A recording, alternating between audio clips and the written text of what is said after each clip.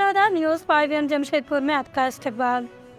अपर मुख्य निर्वाचन पदाधिकारी डॉक्टर नेहा अरोड़ा ने विधानसभा आम निर्वाचन झारखंड 2024 से संबंधित निर्वाचन सदन में आयोजित प्रेस वार्ता में मीडिया के प्रतिनिधियों को संबोधित किया।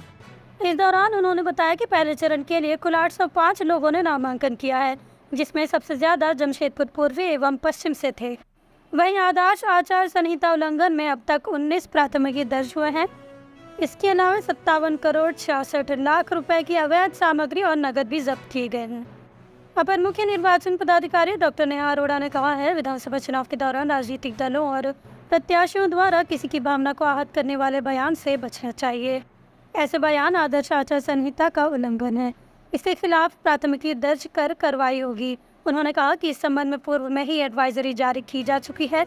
चुनाव आयोग के इन दिशा निर्देशों को दोबारा राजनीतिक दलों और प्रत्याशियों को उपलब्ध कराया जा रहा है। वो शनिवार को निर्वाचन सदन दुर्वा में पत्रकार वार्ता कर रही थी। उन्होंने कहा कि चुनाव आयोग के दिशा निर्देश में प्रमुख रूप से कहा गया है कि मतदाताओं की जातिगत सांप्रदायिक भावनाओं के आधार पर कोई अपील नहीं की जाएगी। मीडिया में असत्यापित एवं भ्रामक विज्ञापन नहीं दिए जाएंगे। समाचार सामग्री के रूप में छदम तरीके से विज्ञापन नहीं दिए जाएंगे। सोशल मीडिया के विरोधियों को अपमानित या तिरस्कार करने वाले गरिमा से नीचे के पोस्टों को डालना, साझा करना आदर्श आचार संहिता का उल्लंघन माना जाएगा।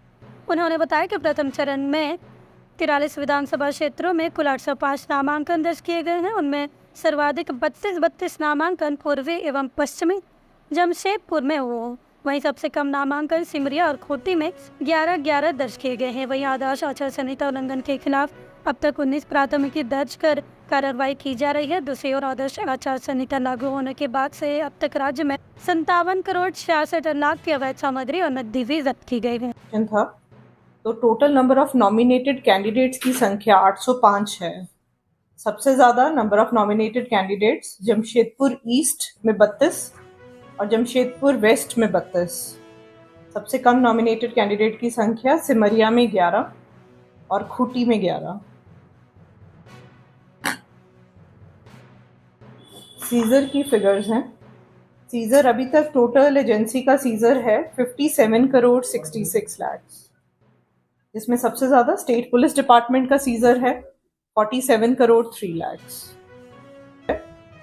पोस्टल बैलेट में एब्सेंटी वोटर का कैटेगरी होता है, जिसमें 85 प्लस जो भी वोटर्स हैं या जिनका दिव्यांगता प्रतिशत 40% से ज़्यादा है, तो उन्हें होम वोटिंग के लिए ऑप्शन दिया जाता है। फॉर्म 12D उन्हें दिया जाता है, जिसमें अगर होम वोटिंग के लिए इंटरेस्टेड है तो फॉर्म 12D भर के वो BLO को जमा करते हैं। तो अभी तक राज्य में कुल एब्सेंटी वोटर्स 4495 आइडेंटिफाई किए गए हैं, है ना। इनमें फॉर्म 12D डिस्ट्रीब्यूट भी कर दिया गया है और जो पोलिंग टीम्स हैं उनकी ट्रेनिंग करवा के घर पे जाके मतदान सुनिश्चित करवाया जाएगा। पोस्टल बैलेट में हमारे जो एसेंशियल सर्विस में वोटर्स हैं वो भी एब्सेंटी वोटर्स की कैटेगरी में आते हैं। तो एसेंशियल सर्विसेज के लिए अभी तक 6599 फॉर्म्स प्राप्त हो चुके हैं, जिन्हें पोस्टल बैलेट की सुविधा दी जाएगी। हमारे वोटर्स ऑन इलेक्शन ड्यूटी जो विभिन्न कैपेसिटी में इलेक्शन में कार्यरत होते हैं, जिसमें हमारे पोलिंग पर्सनल हैं, पुलिसकर्मी हैं, साथ में होम गार्ड्स हैं या डिफरेंट जो flying squad, video viewing teams, अलग अलग दल जो जिलों में कार्यरत हैं, तो इन्हें फॉर्म 12 अवेलेबल करवाया जाता है। तो अभी तक कुल 1,33,720 फॉर्म 12 रिसीव हो चुका है इनसे। ये भी पोस्टल बैलेट के माध्यम से अपना वोट देंगे। बाकी आज के लिए एक विशेष इन्फॉर्मेशन, हमारे MCC का वायलेशन अगर कहीं होता है और विशेष रूप से कुछ ऐसे कमेंट है ना जो किसी की भावना को ठेस पहुंचाते हैं, ऐसे में इलेक्शन कमीशन का भी विस्तृत गाइडलाइन है, तो इसे हम एक बार पढ़ के आपको सुनाते हैं।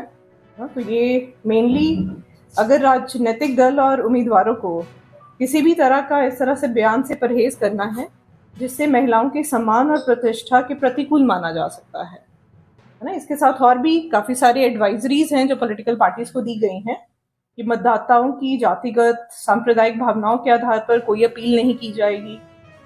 मतदाता को गुमराह करने के उद्देश्य से कोई भी गलत बयानबाजी नहीं करेंगे। तो किसी अन्य नेताओं या कार्यकर्ताओं के निजी जीवन के पहलू से जो संबंधित हो उसके बारे में किसी तरह की आलोचना नहीं की जाएगी। इस तरह के और गाइडलाइंस हैं जो ECI के द्वारा दिए गए हैं, तो वो कॉपी हम आपको दे रहे हैं। ये 1 मार्च 2024 का है।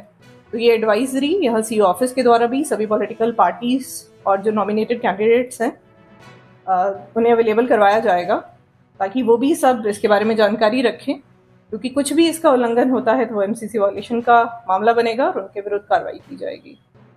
तो इस पे कमीशन बहुत स्ट्रिक्ट है, इसका पूरा कंप्लायंस किया जाना चाहिए। तो ECI का लेटर हम आपसे शेयर कर रहे हैं आपके ग्रुप्स पे, और यहाँ की एडवाइजरी की कॉपी भी आपको कल तक। सुनो, अंधेरा हो चुका है, रात को जला लो लाइटर, क्योंकि मच्छरों से लड़ने के लिए बनना पड़ेगा फाइटर।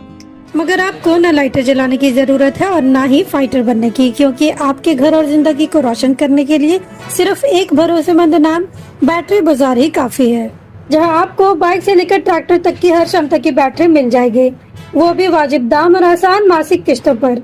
चाहे आप किसी भी ब्रांड की बैटरी या इन्वर्टर चाहते हो, बैटरी बाजार आपकी जरूरत पूरी करेगा। साथ ही दमदार same day on spot home available service के साथ अवेलेबिलिटी ऑफ स्टाफ प्रोवाइड करते हैं, ताकि आपका एक लम्हा भी अंधेरे में ना गुजरे।